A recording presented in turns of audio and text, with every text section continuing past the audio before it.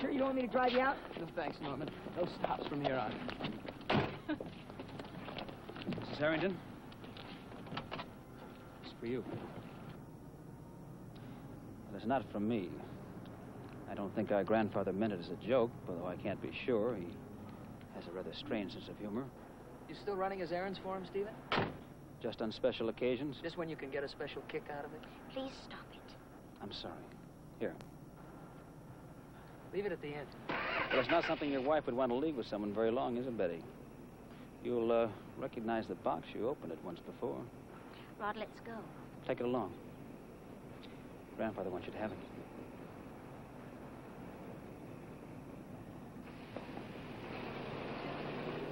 Norm. He was trying to ruin it for Betty.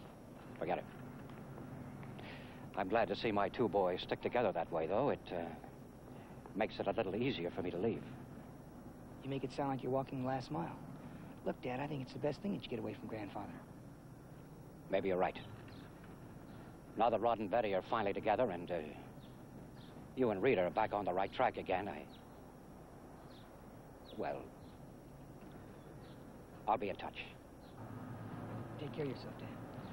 And you take care of him. I'll try.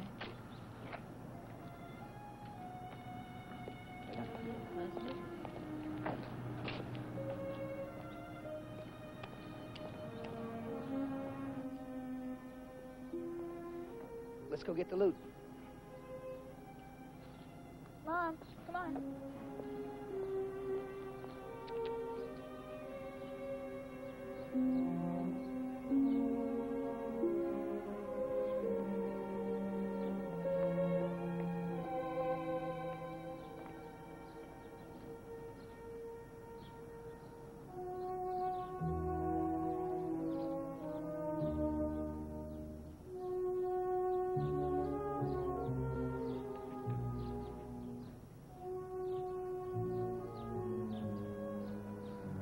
Loser?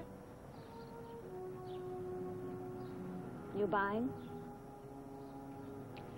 Why not?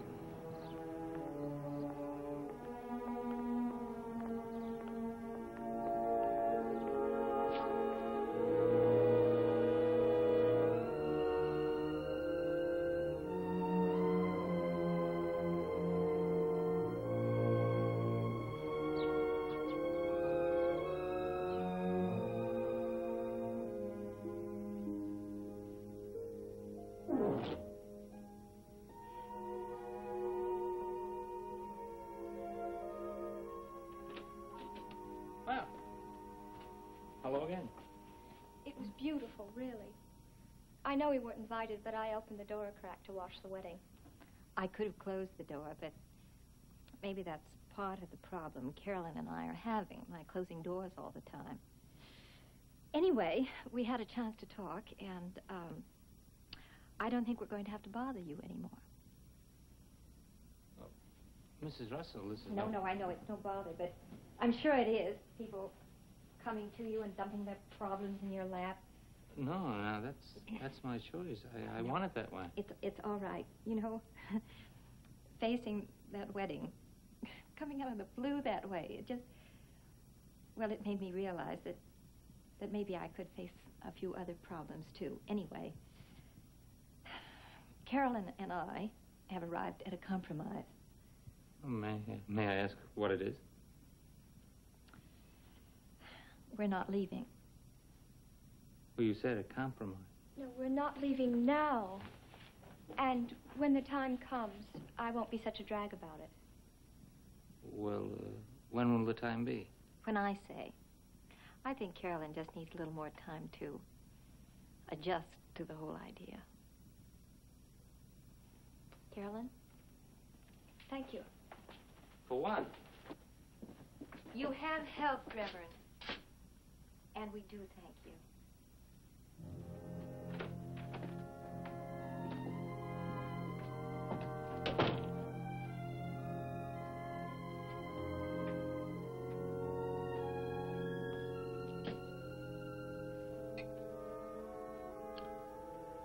Question.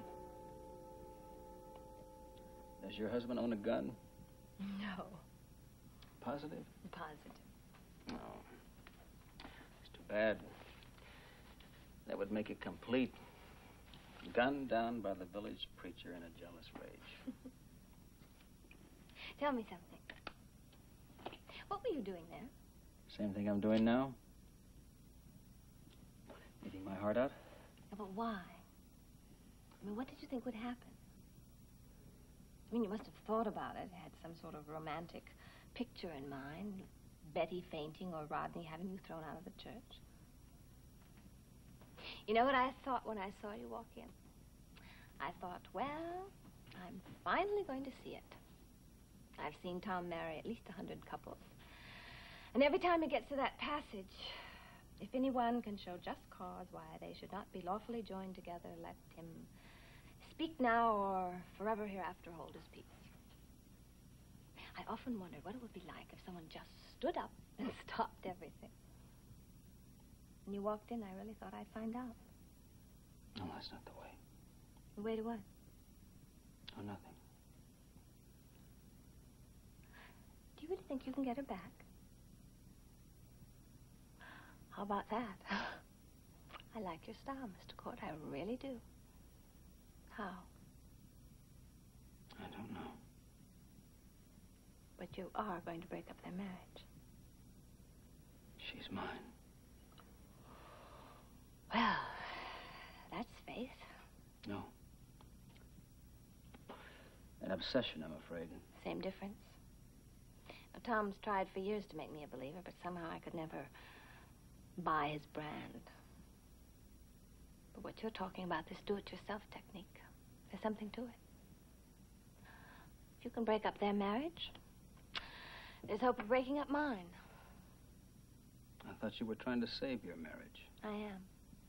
And you, Mr. Court, are going to be my inspiration to our success.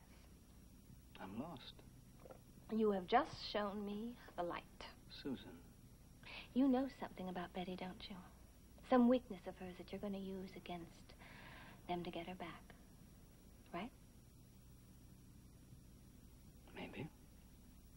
Well, I know something about Tom. Something he's forgotten about, but I'm going to remind him. Better yet, I'm going to get his new blonde secretary to remind him. Jill?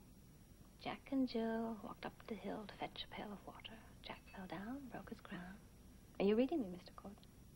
I'm afraid I've never really been much good at nursery rhymes. Tom has to take a tumble. He has to remember what it's like to feel that he wants something real, something tangible, something he can touch and feel and see. What makes you think he'll want Jill? Well, he's not God. He only works for him. And that's your way of proving it to him. Throwing him to another woman. It's the only way to show him that he has as many flaws as the rest of us, yes. And I thought I was mad. Maybe you are. Maybe we both are.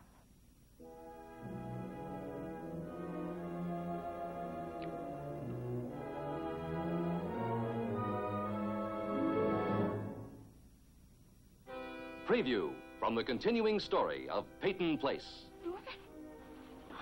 All this money, $50,000. Look, we got all this money from Grandfather Peyton. Let's start fresh, huh? Let bygones be bygones, is that what he said? We have to believe that he meant what he said for our own sake. Then what did he crash our wedding for? What can you possibly see in him? You're not going to go out with him. I am going to go out with him.